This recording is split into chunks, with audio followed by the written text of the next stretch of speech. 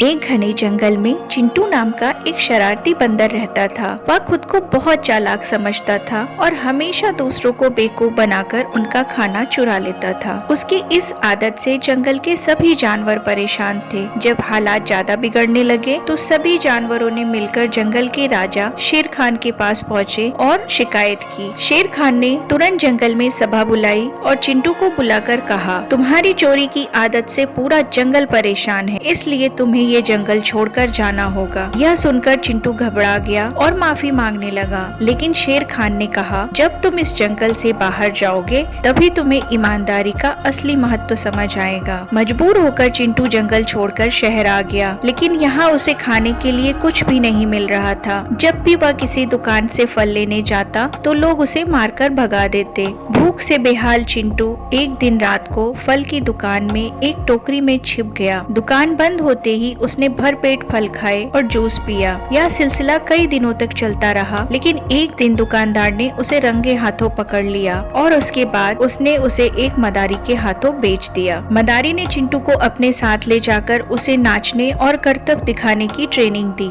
अगर चिंटू से कोई भी गलती होती तो मदारी उसे बुरी तरह पीटता और भूखा रखता। अब हर दिन चिंटू को मदारी के इशारे पर नाचना पड़ता, बदले में उसे थोड़ा सा खाना मिलता। चिंटू बहुत दुखी था। उसे अपने जंगल और अपनी आजादी की याद सताने लगी। एक दिन जब चिंटू सड़क पर करतब दिखा रहा था, तभी कुछ पंछी उड़ते हुए वहाँ से गुजरे। उन्होंने चिंटू को पहचान लिया और हालचाल पूछा। चिंटू ने रोते हुए अपनी आप बीती उन्हें सुनाई और उनसे विनती की कि वे शेर खान को जाकर कहे कि वह उसे माफ कर दे और उसे जंगल वापस बुला ले। पक्षियों को उस पर दया आ गई और वे जंगल जाकर शेर खान से मिले और चिंटू के बारे में बात की। अगले दिन पक्षी वापस आ गए और खुशखबरी दी कि शेर खान और सभी जानवरों ने उसे माफ कर दिया है। अब वह जंगल लौट सकता है। पक्षियों की ये बात सुनकर चिंटू बहुत खुश हो गया। पक्षियों ने मिलकर एक योजना बनाई और रात में जब मदारी सो गया तो उन्होंने चिंटू की रस्सियां काट दी। आजाद होते ही चिंटू तेजी से जंगल की ओर भागा और जंगल पहुंच गया। सुबह होते ही चिंटू ने शेर खान और सभी जानवरों से माफी मांगी। अब वह समझ चुका था कि चोरी और चालाकी से कुछ नहीं मिलता, बल्कि ईमानदारी ही सबसे बड़ी चीज होती है। इसके बाद चिंटू हमेशा ईमानदारी से जंगल में रहने लगा और सभी जानवरों का विश्वास जीत लिया।